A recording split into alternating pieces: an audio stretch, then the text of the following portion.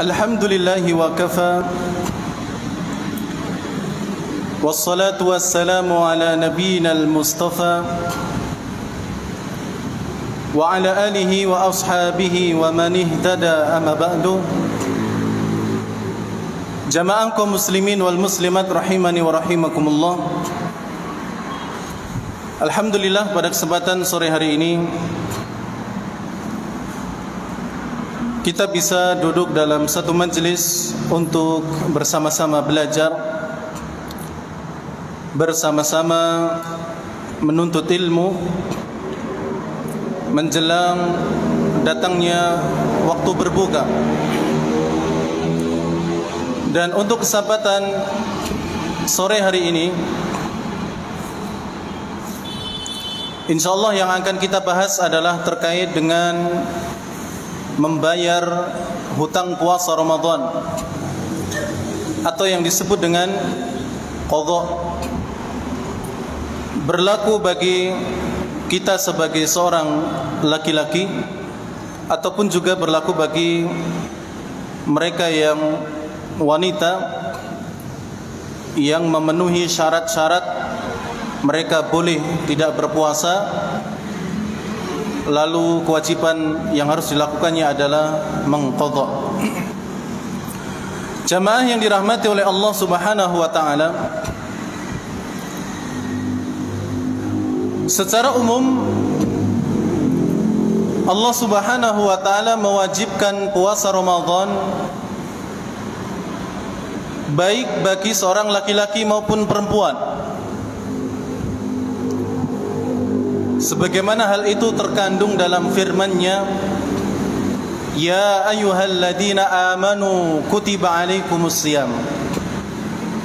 Kalimat ya ayyuhalladzina amanu, wahai orang-orang yang beriman, itu mencakup laki-laki maupun perempuan.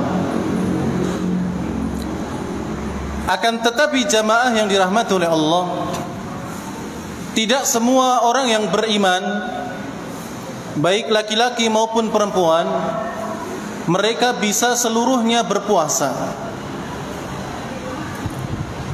Sehingga ada di antara mereka yang karena udzur yang syar'i, udzur alasan yang dibenarkan dalam Islam, mereka boleh tidak berpuasa. Akan tetapi mereka memiliki kewajiban setelah itu. Setelah udzurnya selesai, mereka punya kewajiban yang lain. Ada kewajiban itu bentuknya membayar fidyah, sebagaimana orang yang sakit menahun, tidak mungkin dia berpuasa, maka kewajibannya adalah membayar fidyah. Atau orang tua yang sudah renta, sehingga kalau seandainya berpuasa itu memberatkan dirinya, maka kewajiban di luar itu adalah membayar fidyah. Demikian pula menurut pendapat dari dua pendapat yang ada, yakni wanita hamil dan menyusui, apabila mereka terasa berat untuk berpuasa, kemudian juga nanti mengqadhanya juga merasa berat, maka keduanya memiliki kewajiban untuk membayar fidyah.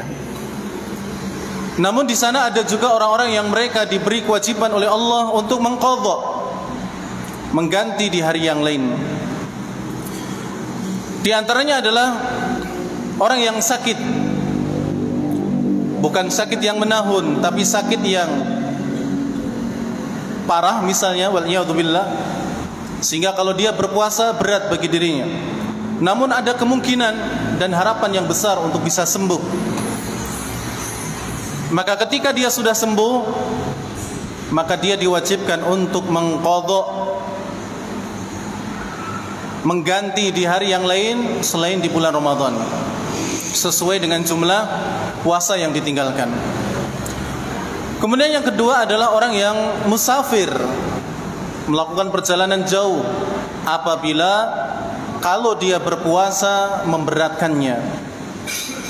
Jadi kalau safarnya ini memberatkan, karena mungkin saking jauhnya dan itu melelahkan, belum lagi macet misalnya dan sebagainya. Kalau itu memberatkan, boleh dia untuk tidak berpuasa. Tapi kalau tidak memberatkan, lebih baik berpuasa. Ya. Maka bagi mereka yang musafir, yang safar, kemudian berat untuk melakukan puasa, maka kewajiban mereka setelah tidak safar atau nanti setelah bulan Ramadan selesai, mereka mengqadha'nya. Demikian pula golongan yang ketiga yang harus mengqadha' adalah wanita yang haid dan juga wanita yang nifas. Mereka diminta untuk mengqadha' di hari selain dari bulan Ramadan. Kemudian jamaah yang dirahmati oleh Allah,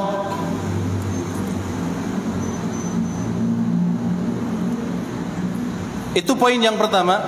Jadi ada orang-orang yang mereka diwajibkan untuk qadha di selain dari bulan Ramadan apabila di Ramadan mereka tidak berpuasa. Orang yang sakit dan berat baginya untuk berpuasa tapi ada harapan untuk sembuh. Yang kedua musafir, yang ketiga wanita haid dan nifas. Poin yang kedua yang akan kita bahas, mengqadha Ramadan waktunya sangat luas sehingga hukumnya boleh ditunda, bahkan boleh sampai bulan Sya'ban. Ya. Ini Ramadan. Setelah Ramadan Syawal belum bisa bayar, bulan berikutnya belum bisa bayar sampai Sya'ban. Yang bulan depan sudah apa? Ramadan. Itu boleh.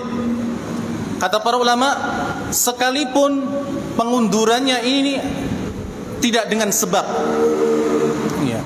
Kalau ada sebab lebih boleh lagi. Ya. Tapi tanpa sebab pun boleh. Ya, dilakukan sampai Sya'ban berikutnya. Ya. Hal ini sebagaimana yang pernah datang riwayat dari Abu Salamah. Beliau mengatakan bahwasannya pernah mendengar Aisyah radhiyallahu taala anha mengatakan, kana yakunu alayya shaum min Ramadan. Aku dahulu pernah memiliki hutang puasa Ramadan. Fama astati'u an aqdiya illa fi Sya'ban. Dan tidaklah aku bisa mengqadha hutang saya di Ramadan itu kecuali di bulan Sya'ban. Iya, kecuali di bulan Sya'ban. Ini menunjukkan bahwa ya qadha Ramadan itu boleh ditunda sekalipun sampai bulan Sya'ban yang berikutnya. Namun jamaah yang dirahmati oleh Allah, tetap yang terbaik adalah cepat-cepat membayarnya. Ya. Karena kalau hutang kita dengan sesama manusia itu hendaknya segera dibayar, maka hutang dengan Allah lebih utama untuk segera dibayarkan. Dan orang yang berhutang puasa di bulan Ramadan sama halnya dengan dia telah berhutang kepada Allah Subhanahu wa taala. Maka harus segera dibayar, dan itu lebih baik. Dalam surat Al-Mu'minun Allah mensifati orang-orang yang baik dengan mengatakan, ulaika yusari'una fil khairat wa hum laha sabiqun. Mereka adalah orang-orang yang bersegera dalam kebaikan, dan mereka adalah orang-orang yang segera memperolehnya, ya, segera ingin mendapatkannya. Itu. Jadi kalau ada kesempatan berbuat baik, segera dilakukan. Demikian pula qadha. Tapi kalau memang harus diundur, baik tidak ada alasan yang syar'i, apalagi ada alasan yang syar'i, tidak ada masalah menurut para ulama. Ya, intinya waktu membayar hutang itu luas. Tapi sekali lagi, jika itu dibayar lebih cepat, maka tentu lebih baik. Kemudian jamaah yang dirahmati oleh Allah Subhanahu wa taala, poin yang ketiga,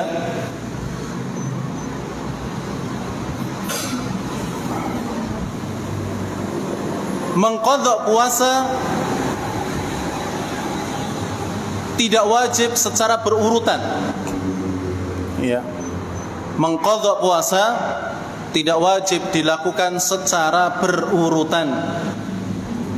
apabila ada seseorang yang memiliki hutang puasa 5 hari di bulan Ramadan tahun ini misalnya, maka bulan Syawal dia bisa saja membayarnya 2 hari dulu, kemudian bulan Dzulhijjah 2 hari, kemudian 1 bulan lagi di bulan Muharram misalnya, maka ini boleh ya. Jadi tidak harus berurutan. Tapi kalau mau berurutan tentu ini lebih baik ya, lebih baik karena lebih segera lunas hutangnya daripada diundur-undur itu tadi. Walaupun boleh ya, punya hutang 3 hari ya, bulan Syawal 1 hari, bulan berikutnya 1 hari, bulan berikutnya 1 hari, nggak ada masalah. Tapi kalau mau langsung 3 hari berurutan, itu juga tentu lebih baik ya. Jadi mengqadha puasa Ramadan ini tidak harus berurutan. Hal itu sebagaimana firman Allah Subhanahu wa taala dalam surat Al-Baqarah ayat 185, fa'iddatun min ayyamin ukhra. Maka hendaknya diganti di hari yang lain selain daripada bulan Ramadan. Abdullah bin Abbas radhiyallahu taala anhuma mengatakan, tidak mengapa jika dalam mengqadha puasa itu tidak berurutan. Ya, karena Allah menyebutkan apa? Famin fa'iddatun min ayyamin ukhar. Ya. Dan hendaknya diganti di hari-hari yang lain, dan Allah menggunakan isim nakirah ya, yang menunjukkan bisa hari-hari di bulan Syawal, bisa hari-hari di bulan Dzulhijjah, bisa hari-hari di bulan Muharram dan bulan-bulan yang lainnya. Kemudian jamaah yang dirahmati oleh Allah, kita masuk pada permasalahannya. Permasalahan qadha yang terkadang terjadi di sekitar kita. Yang pertama, mengakhirkan qadha puasa sampai masuk puasa tahun depannya. Ada orang yang punya ada orang yang punya hutang puasa tahun ini 5 hari misalnya, tapi terus dia undur sampai bulan Sya'ban, belum juga dia selesaikan, sampai masuklah puasa tahun depannya. Bagaimana hukum orang yang seperti ini? Apakah orang ini cukup mengqadha puasa yang dulu dia pernah tinggalkan, atau ada kewajiban yang lain? Maka di sini ada silang pendapat di kalangan para ulama. Pendapat yang pertama mengatakan orang yang seperti ini cukup mengqadha puasa yang dulu dia tinggalkan. Ya. Tahun kemarin atau tahun sekarang, ya, tahun sekarang punya hutang 5 hari. Belum dia sarutang hutangnya, belum dia bayar hutangnya sampai Ramadan berikutnya, tahun depan. Tahun depan tidak punya hutang misalnya, maka dia cukup membayar hutang yang tahun sekarang. Ya. Ini pendapat yang pertama. Pendapat yang kedua, dan ini yang lebih kuat, dan ini merupakan pendapatnya Imam Syafi'i dan juga yang lainnya, orang yang seperti ini selain harus mengqadha puasa, dia juga harus memberikan makanan kepada fakir miskin sesuai hari yang dia tinggalkan, seperti membayar fidyah. Ya. Dia punya 5 hari tahun ini, ya, puasa tahun ini punya hutang 5 hari. Dia tidak bisa membayarnya, dia undur-undur terus sampai Ramadan tahun depan datang. Maka kewajiban dia adalah mengganti puasa 5 hari tahun ini plus memberikan makanan kepada fakir miskin. Kalau berupa beras, maka berarti 1,5 kg setiap harinya. Berarti 1,5 kali 5 hari. Udah, itu kasihkan fakir miskin, selesai. Dan ini pendapat yang lebih kuat, karena setidaknya ini sebagai bentuk hukuman bagi orang tersebut. Karena Allah masih ngasih waktu sampai bulan Sya'ban tahun depan, tapi ternyata dia belum bisa mengerjakannya. Entah apapun alasannya, maka kata para ulama, selain mengqadha, dia juga harus membayar fidyah. 1 hari puasa yang dia tinggalkan dibayar dengan 1,5 kg beras. Kemudian jamaah yang dirahmati oleh Allah Subhanahu wa taala,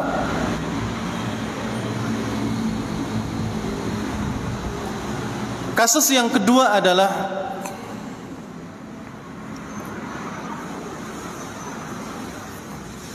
apabila ada orang yang memiliki hutang puasa Ramadan, mana yang harus didahulukan antara mengqadha puasa Ramadan ataukah puasa 6 hari di bulan Syawal?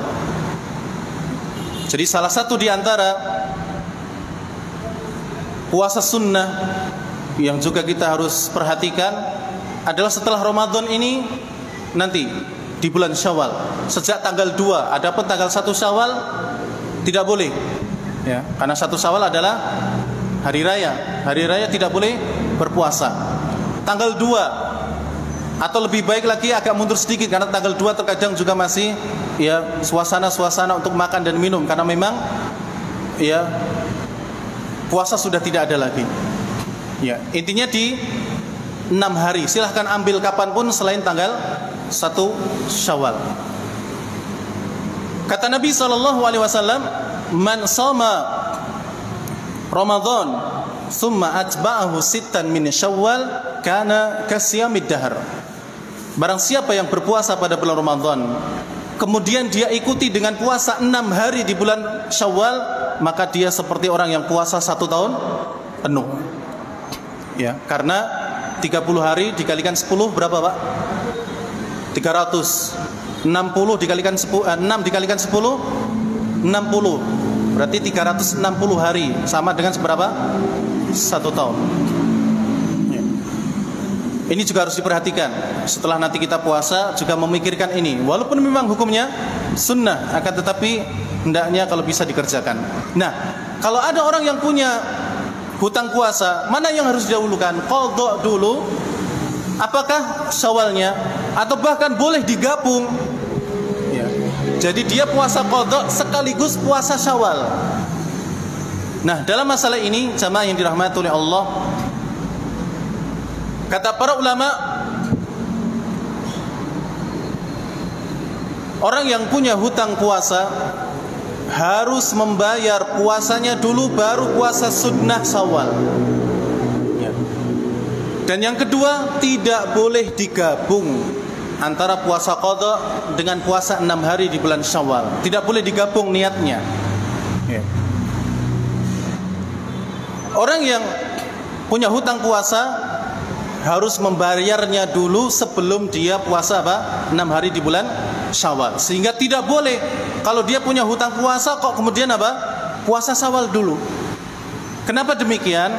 Karena jamaah yang dirahmati oleh Allah Subhanahu wa taala, kata para ulama, orang itu dikatakan boleh berpuasa 6 hari di bulan Syawal kalau puasa Ramadannya sudah penuh dia lakukan. Kalau ada punya hutang, berarti bayar dulu baru kemudian puasa Syawal. Kecuali ya, kecuali sangat mepet sekali di bulan Syawal ini, ya, atau bulan Syawal besok. Mau nggak mau ini harus menghabiskan puasa sunnah dulu. Karena kalau puasa qadha-nya dulu dia lakukan, dia nggak akan mendapatkan keutamaan puasa sunnah. Maka dalam kondisi ini boleh dia mendahulukan puasa sunnahnya dulu, baru qadha-nya nanti bisa dilakukan setelah itu, bulan-bulan yang lainnya. Tapi kalau masih awal-awal, masih luas, maka mending qadha dulu baru kemudian yang sunnah.